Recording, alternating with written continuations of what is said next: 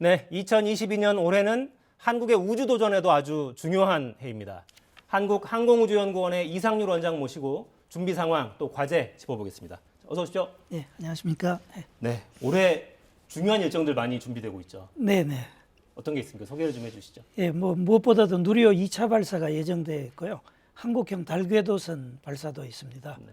그리고 저희들이 한 10년 정도 개발한 다목적 실용위성 6호 발사도 올해 있고 차세대 중형위성 2호, 작년에 승인된 한국형 위성 항법 시스템 KPS의 착수, 굵직굵직한 것들이 너무나 많습니다. 어쩌다 보니까 이게 몰린 겁니까? 아니면 쭉 그동안 해온 것들이 성과를 이제 내기 시작하는 겁니까?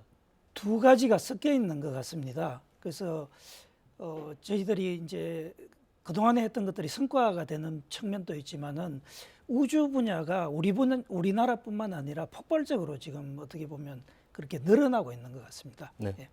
자, 근데 누리호 지난해 10월 달이었죠. 1차 발사가 사실 거의 성공이다가 와, 통안에 몇 초 뭐 이런 기사가 나올 정도로. 네, 네. 지금 발사 준비 상황은 어떻습니까? 현재로는 저희들이 이제 반복하는 작업이기 때문에 나머지는 다 순조로운데 1차 발사 때 이제 문제점, 그걸 보완하는 것들은 현재 원인은 파악됐지만 아직도 좀 더 시간이 필요한 상황입니다. 원인은 파악됐는데 네. 보완 방법을 좀 그렇습니다. 모색하고 있는. 예, 보완을 어떻게 할지도 대충 이제 감을 잡았는데요. 실질적으로 어떤 과정을 거치고 이제 이 발사체라는 게 보완을 하고 나서 또 하나의 또 검증 과정이 필요하지 않습니까? 근데 이미 많은 부분이 조립이 되어 있기 때문에 그걸 다시 해체를 할지 아니면 또 어떤 다른 방법으로 검증을 할지 이런 부분을 두고 아마 조만간에 저희들이 최종 결정을 할 것 같습니다. 네. 저희 그래픽 준비되어 있는 걸 좀 올려주시겠어요? 1차 발사 때의 아쉬운 실패, 거의 성공이었는데 정말. 문제점은 여기에 있었죠. 3단 로켓에 있는 산화제 탱크. 예, 그렇습니다. 이 안에서 어떤 문제가 좀 있었던 건가요? 그러니까 실질적으로 마지막 저희들이 46초가 덜 탔다고 봤는데요. 실제로는 상당히 초기부터 이 문제가 시작이 된 게 이제 조사위원회를 통해서 밝혀졌습니다. 산화제 탱크에 누설이 있었고 그 압력이 저하돼서 3단이 엔진이 결국 조기 종료가 됐는데 그 조기 종료의 원인을 이제 구체적으로 파악을 하다 보니까 액체 산소 탱크 안에 있는 헬륨 탱크를 이렇게 고정을 하는 장치가 있습니다. 상부에도 고정을 하고 있고 하부에도 고정을 하고 있는데 이 고정하고 있던 이 지지부가 이탈이 되면서 네. 헬륨 누설이나 결국 액체산소 누설까지로 이어진 걸로 그렇게 파악됐습니다. 그럼 결국 저 지지대를 어떻게 강화할 것이냐 이 문제네요. 아주 맞습니다. 단순한 그래서 두 가지가 있는데요. 헬륨 탱크의 지지부를 강화하는 게 있고 그 위쪽 부분도 이제 헬륨 탱크가 나중에 올라가면서 그 상부 덮개 쪽도 이제 구조적으로 약간 취약한 부분이 발견이 돼서 크게 보면 그 두 개를 보완하는 게 가장 큰 작업이 되겠습니다. 네. 지금은 보완 방법을 찾고 있는 단계. 맞습니다. 예, 네. 보완 방법은 사실은 어느 정도 됐는데 아까 이제 보완을 하고 나서 이걸 어떻게 그러면 발사 전에 검증을 할 것인가, 그 부분이 지금 힘든 부분입니다. 그렇죠. 무작정 시도했다가 또 실패할 수는 없으니까. 그렇습니다. 네. 그럼 발사 시점은 대략 지금 정해져 있는 겁니까? 아닙니다. 원래 2차 발사 시점은 5월 하순경으로 계획이 돼 있었고요. 이 지금 추가적으로 저희들이 보완을 하고 검증을 하는 시간이 필요하기 때문에 여기에 대한 지금 일정을 지금 준비 중에 있습니다. 아마 1월 하순이나 2월 안으로는 모든 게 제시될 거라고 보고 있습니다. 전반적인 상황으로 볼 때 상반기 안에는 좀 어렵지 않겠느냐 이렇게 예상이 되는군요. 예, 상반기 안에는 어렵다고 보여집니다. 일단 지난번에도 하반기라고 얘기가 있었습니다. 지금 단계에서는 2차 발사 성공 가능성 얘기하기는 좀 어려운 상황이네요. 예, 그렇지만은 1차 발사보다는 저희들이 좀 더 성공적으로 한 걸음 다가가지 않을까 기대하고 있습니다. 온 국민이 다 응원을 또 하고 있으니까요. 네. 방법을 좀 잘 찾아주시기를 바라겠습니다. 근데 근본적으로 이런 질문하는 분들도 있더라고요. 우리가 위성 같은 걸 개발해서 쏘는 것 자체는 뭐 필요하다는 건 알겠는데 네. 발사체 기술을 굳이 우리가 가져야 하느냐? 네.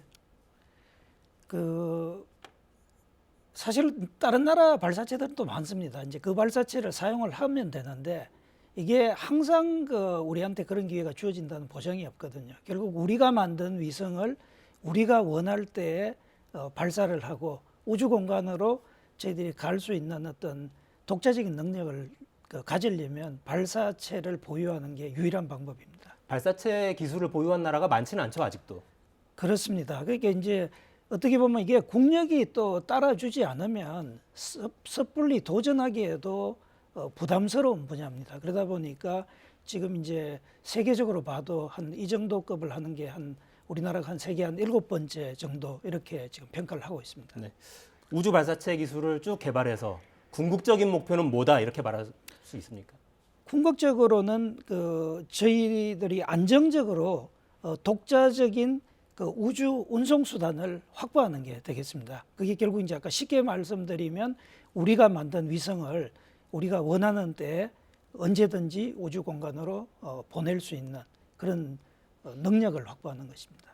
위성을 우주 공간으로 보낼 수 있는 능력. 네. 지구궤도 바깥으로 나가는 방안도 구상을 하고 계십니까?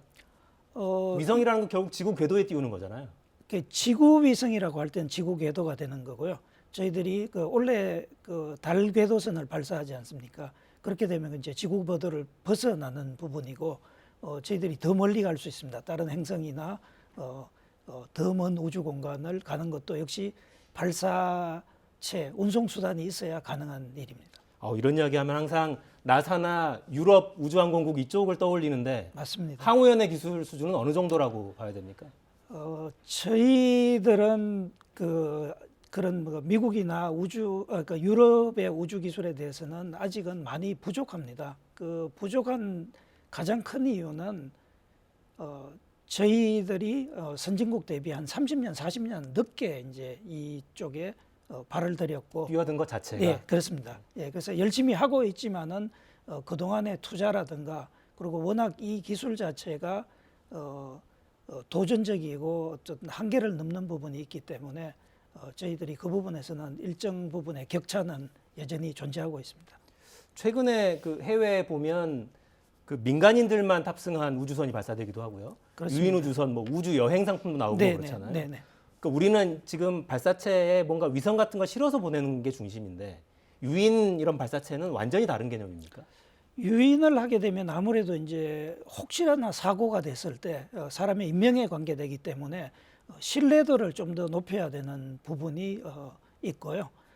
또 하나가 이제 어떤 간단한 유인 우주 비행 같은 경우는 기술적으로는 도전을 할 수도 있습니다. 그렇지만 이건 어떤 상업적인 것들을 깔고 있거든요. 그래서 우주 여행을 통해서 그걸 상업화를 하고 거기에서 어떤 이윤 창출을 한다 이런 게 돼 있기 때문에 이제 미국 같은 경우는 그동안에 투자가 충분했기 때문에 이제 그런 회사들이 나오는 거고 우리나라에서 우리나라만으로 하기에는 아직 이제 우선순위가 좀 떨어지다 보니까 아직은 시도를 못 하고 있습니다. 그렇군요. 해외에서는 왜 발사체를 회수해서 다시 쓰는 기술도 지금 계속 모색이 되고 있잖아요. 모색뿐이 아니라 지금 사실 현실화가 되고 그렇죠? 있습니다. 그리고 지금까지 완전히 재사용을 하더라도 이제 발사체 1단만 회수한다거나 이런 형태였는데 아마 빠르면 올해 안으로는 완전 재사용되는 거. 1단, 2단이 구성되어 있다면 1단도 회수하고 2단도 회수하는 것들이 되게 되면 형태는 다르지만 우리가 항공기를 한번 타고 그 다음에 다시 착륙했다가 또 하듯이 그런 유사한 어떤 세상으로 바뀔 거라고 봅니다. 항우연도 그쪽 방향으로 연구를 하고 계신가요? 저희들도 초보적이지만은 이미 이제 그런 쪽으로 가닥은 잡고 있고요. 그렇지만 이제 저희들이 기술 수준에 격차가 있다 보니까 아직 완전히 구체적인 건 못하지만 기초 연구는 재사용 부분에 대해서 진행하고 있습니다. 왜 과학 분야에서 저희 가끔 그런 표현 해왔는데 이 분야는 몇 년 뒤져 있다 이런 표현들? 이것도 이 분야에도 그런 표현이 가능합니까? 예, 가능하고 아마 어떤 분석에 따라 다를 텐데요. 적어도 제가 볼 때는 10년 이상. 10년. 아마 어떤 분야는 그것보다 더 이상의 격차가 있다고 보여집니다. 알겠습니다. 그래서 지금 달 궤도선 작업도 진행 중인데 사실 영상부터 보고 좀 이어갈까요? 영상부터 보겠습니다.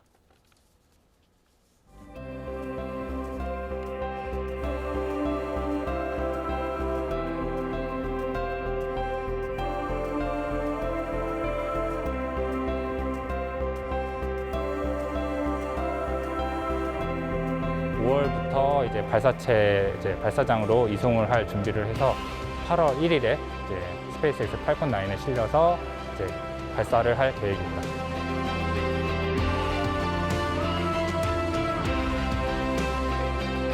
달의 표면 및 달 환경 특성을 파악을 하고 그 향후에 활용할 수 있는 우주 인터넷을 그 사전 검증하기 위한 그런 그 탑재체도 그 임무 운영을 할 계획에 있습니다.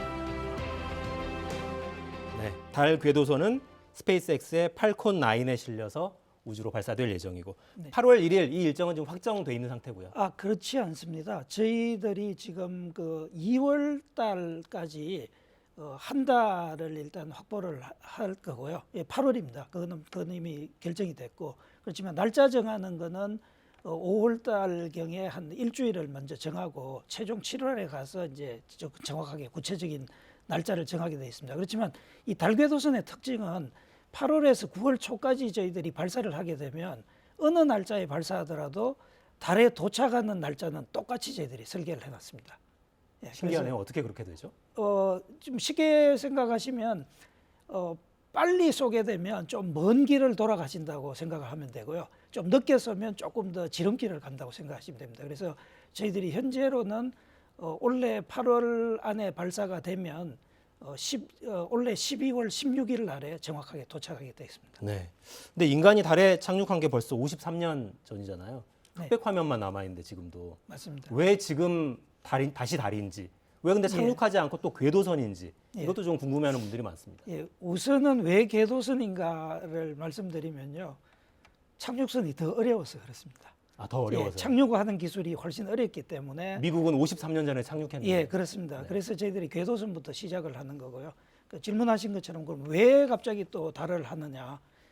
달이 사실은 그때 한번 착륙을 했지만은 약간의 이벤트성으로 하고, 물론 한 72년까지 이제 아폴로 계획을 했지만 그 이후는 달에 가지 않았습니다. 그러다 보니까 달에 있는 모든 과학적인 게 밝혀진 건 아니었고요.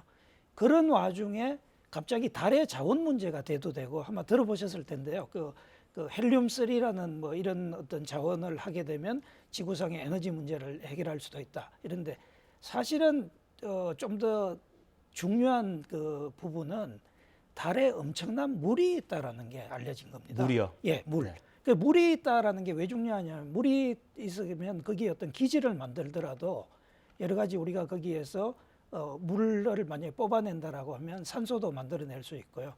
수소에서 어떤 로켓 연료로도 할 수 있고 여러 가지 가능성이 생기기 때문에 이제 기지로서의 그 가능성이 굉장히 높아진 거고. 더 먼 우주로 가기 위한 전진기. 그렇습니다. 그러니까 전진기지로서의 이제 그런 중요성이 굉장히 부각이 된 거예요. 그래서 우리가 화성을 가는 방법이 현재 기술로 하면 지구상에서 한 2년마다 가는데, 달을 통해서 간다 그러면 뭐 달에서 가는 것들은 또 상대적으로 더 적은 에너지로 갈 수 있는 방법들이 있거든요. 그러다 보니까 그 화성이나 이런 뿐만이 아니라 심우주 탐사를 위한 어떤 전초기지, 자원, 또 나머지 어떤 과학 이런 게 되면서 이제 굉장히 어떤 달에 대한 2차 어떤 이런 어떤 러시가 일어나고 있습니다. 심우주라는 개념은 뭔가요? 훨씬 더 먼 우주라는 개념인 거죠? 예, 그렇습니다. 심우주라는 것은 진짜 지구나 저희들이 어떤 지구 주변이 아닌 우리가 정말 밤하늘에 보는 그 먼 뭐 태양계를 벗어나는, 태양계를 가고 태양계를 벗어나는 이런 것까지 뭐 포함한 그런 것이라고 생각하시면 되겠습니다. 네. 그러면 한국형 달 궤도선은 달 궤도에 올라가면 어떤 임무를 수행하게 됩니까? 예, 달 궤도에 도착을 하게 되면 이제 최종적으로 한 고도 100km 고도의 궤도를 돌게 되고요. 그게 지금 저희들이 탑재체가 작은 궤도석이긴 하지만 6개가 실려 있습니다. 3개는 카메라고요. 예, 하나는 그냥 달 표면을 고해상도로 찍는 카메라, 또 하나는 이제 저희들이 광시야 편광 카메라를 해서 달 표면을 분석을 하고 어떤 자원에 대한 것들 하는 카메라가 있고, 그 나사를 위해서 달 연구 음영 지역, 아르테미스 계획이라고 들어보셨죠? 네. 거기에도 활용할 수 있는 섀도우 캠이라는 카메라, 그렇게 해서 3대의 카메라를 가지고 가고 있고요. 과학적인 목적으로 달 자력계를 달의 자기장을 측정할 수 있는 자력계를 가지고 가고 있고, 그 다음에 감마선 분광계를 갖고 가서 역시 달에 대한 자원이라든가 이런 것들을 분석할 수 있습니다. 그리고 마지막으로 네. 기술적으로 이제 우주 인터넷이라고 부르는데, 저희들이 기술 목적으로 우주 인터넷이라고 하는 그런 어떤 탑재체도 하나 갖고 가서 임무를 하게 되겠습니다. 네. 달 궤도선 이후에 목표가 있다면 뭘까요? 우선적으로 지금 정부 계획에 나와 있는 계획은 2030년에 그 달 착륙선을 그것도 이번에는 해외 발사체가 아닌 우리나라 발사체, 누리 발사체로. 누리호거나 혹은 누리호 후속 발사체로 보내는 것입니다. 그리고 또 하나 이제 아마 이제 그런 기술들이 되게 되면 우리도 이제 소행성이라든가 아까 말하는 심우주 쪽에 어떤 임무를 하는 것들이 지금 검토되고 있습니다. 원장님 시간이 거의 다 됐는데 네. 우주를 향한 도전이 왜 중요한지 간략하게 좀 간추려 주신다면 뭐라고 말씀하시겠습니까? 우주가 저는 가장 중요한 거는 인류의 미래하고 직결되어 있고 예, 그 부분에 대해서 어떤 기술적인 한계를 뛰어넘는 것들이 항상 존재를 하고요. 그게 다시 어떤 인류의 어떤 저는 혜택을 가져다 줄 거라고 봅니다. 특히 이제 전체 인류 차원에서 볼 때 흔히 말하면 그 다행성 종족 이런 얘기를 쓰지 않습니까? 다행성 종족. 예, 그러니까 우리가 지구가 행성인데 지구가 아닌 지구를 벗어나서 나중에 화성에 이주를 한다거나 또 다른 행성에서 한다는 어떤 그런 종족으로 진화를 할 수 있다는 거죠. 그의 경우에 어떤 우주 기술은 필수적으로 요구가 되고 있습니다. 네. 어느 학자가 쓴 글 중에 그런 대목이 있더라고요. 우주가 그러니까 달이 신화 속의 존재가 아니라 지질학적인 손으로 만질 수 있는 그런 장소가 됐다. 뭐 이런 게 있었는데 한국의 우주 도전 아마 국민들이 같이 응원할 것 같습니다. 좀 힘내주시길 바라겠습니다. 감사합니다. 예, 감사합니다. 네, 저는 월요일에 돌아오겠습니다. 다음 주에도 4시엔 사사건건.